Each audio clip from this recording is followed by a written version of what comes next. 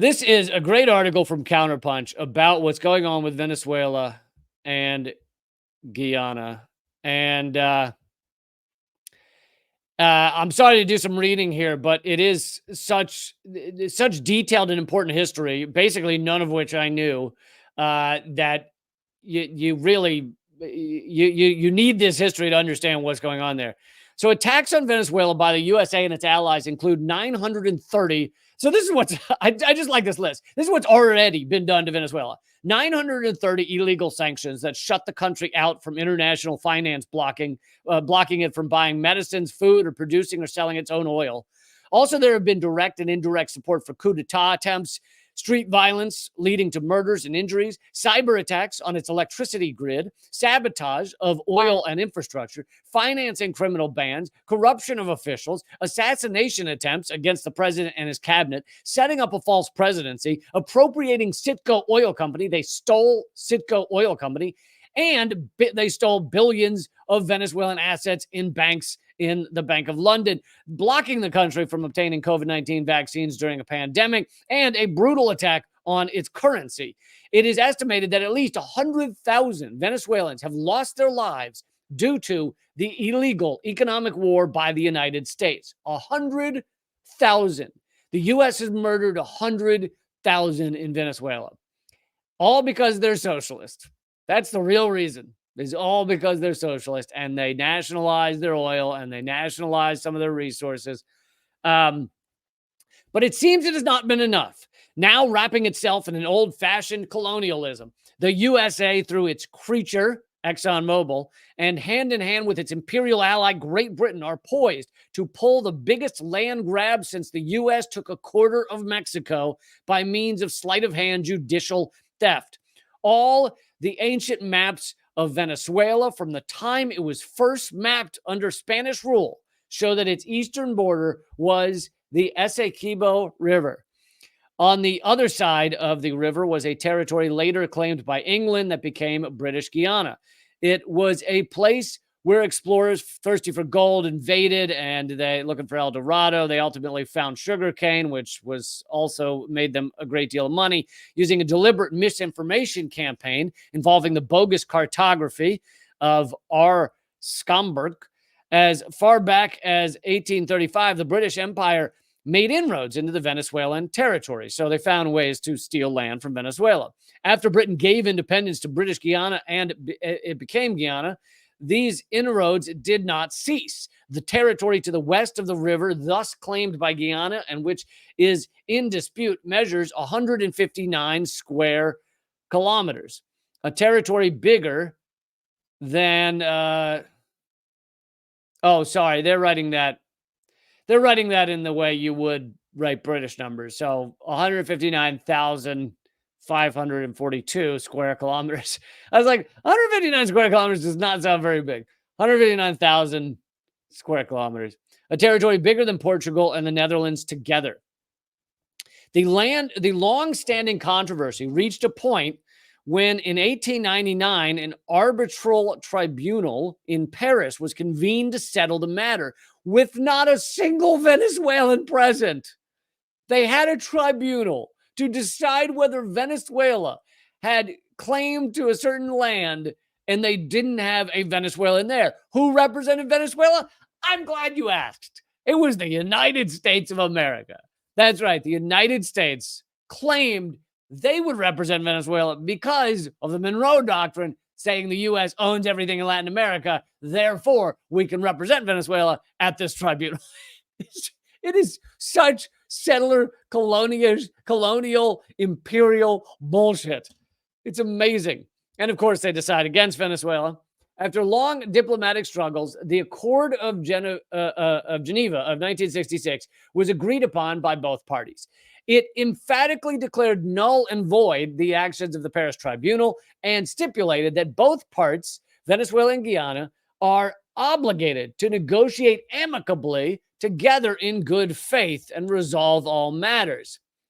However, in 2014-2015, the most sinister and predatory oil corporation in the world, ExxonMobil, an avowed enemy of Venezuela, discovered oil in land and sea of the disputed territory. That ended all the ongoing amicable negotiations between Venezuela and Guyana as the wealth of ExxonMobil obtained the upper hand of the government of Guyana. They basically were able to bribe the government enough.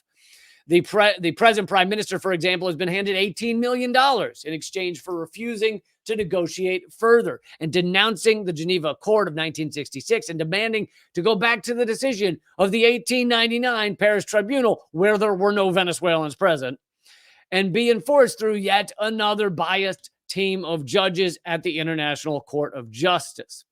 But most dangerous of all, the oil corporation urges Guyana to aggressively provoke Venezuela. And now is where we get into U.S. strategy to bring down socialist countries or enemy countries.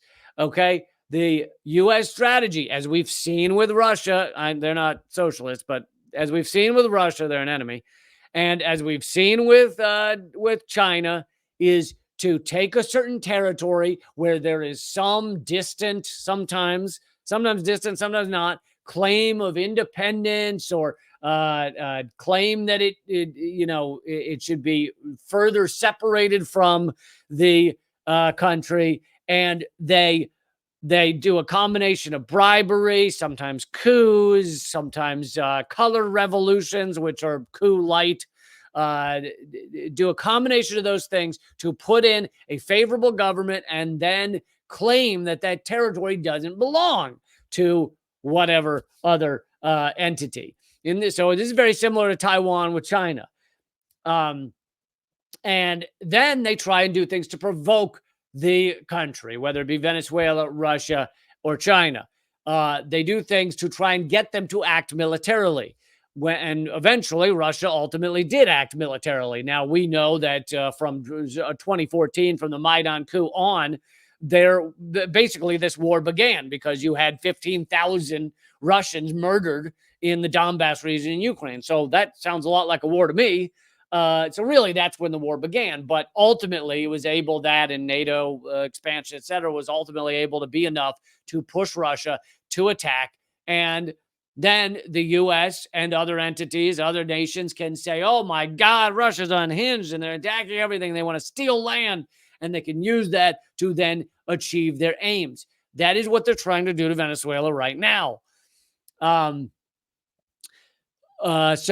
ExxonMobil, the oil corporation, urges Guyana to aggressively provoke Venezuela into attacking so that it can present itself to the world as a victim of Venezuela. The aim is to provoke a frontier war so that the naval fleet of the U.S. Southern Command, now conveniently posted in the adjacent seas, can then intervene militarily and invade Venezuela. Since 2015, Guyana has been carrying out military maneuvers with the Southern Command with Venezuela as a target.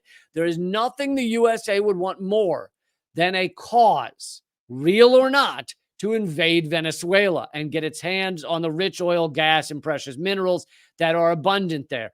I always like to make the point, and you see this a lot in well-meaning, sometimes leftist organizations, a lot of peace organizations. They like to claim, many of them like to claim, that these wars are just about oil and it's just about stealing oil. It is far deeper than that. And I don't know why they just want to see that kind of surface level, it's just about oil thing.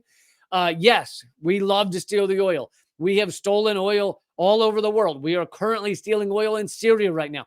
But the real reason is not to steal the oil. The U.S. did not get involved with Syria and is not holding down Syria right now to steal oil. The U.S. is not even stealing enough oil from Syria for it to be that big a deal. They are stealing oil, but the real reason the U.S. has the oil in Syria is because they don't want Syria to have the oil and the profits from the oil to rebuild.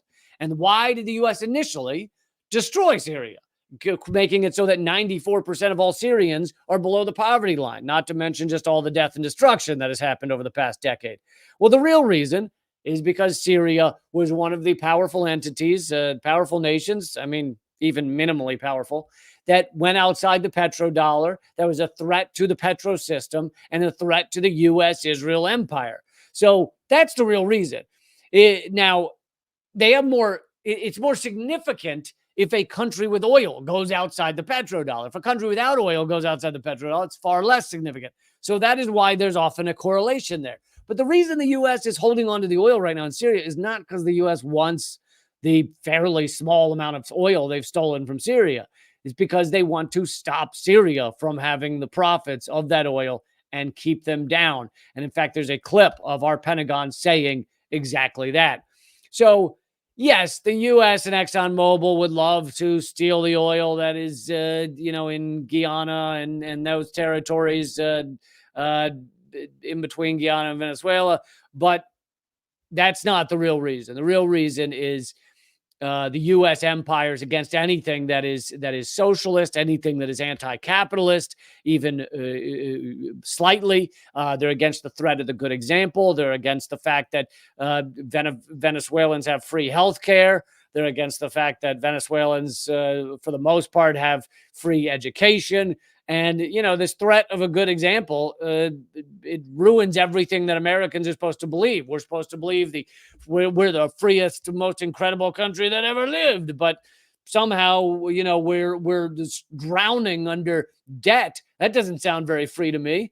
We have a healthcare system that can explode, blow up your entire savings account in one illness, one cancer diagnosis, one difficulty.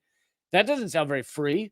That sounds the opposite of free, but we're told we're free. So it's the threat of the good example and et cetera. But, and of course, Venezuela is also a piece of a larger resistance to the U.S. empire. Venezuela works with Iran, works with China. It is a piece of that spider web, of alliances of those who are a pushback to the U.S. empire. So the U.S. wants to try and destroy any piece of that spider web in order to put holes in it. Let's see. It can no longer count on stooge right-wing governments in Colombia and Brazil, so now it is manipulating Guyana to be its surrogate warmonger. The fleet of the U.S. Southern Command is already poised in the waters outside Guyana, and the U.S. Army has a presence in Guyana itself. However, Venezuela clearly understands the ruse, which is good to know, but, Russia understood the ruse in Ukraine, and ultimately Putin felt he had no choice but to invade. So you can understand the ruse and still not end up in the right place. Anyway, Venezuela clearly understands the ruse. It is repeatedly stated that Venezuela has never gone to war, except when its armies marched to Colombia, Peru, Bolivia, and Ecuador to liberate them from the Spanish Empire. Venezuela seeks a peaceful outcome. And this is very key, that Venezuela wants peace. They don't go to war. That's not where the U.S. has been at war, something like 97% of our history. Venezuela has not been. Venezuela is not a warmonger, whereas the U.S. is. And it's a very different style country. And the U.S. is trying to provoke it into war so the U.S. can invade. Yet again, you see the U.S. empire's fingers on frickin' everything.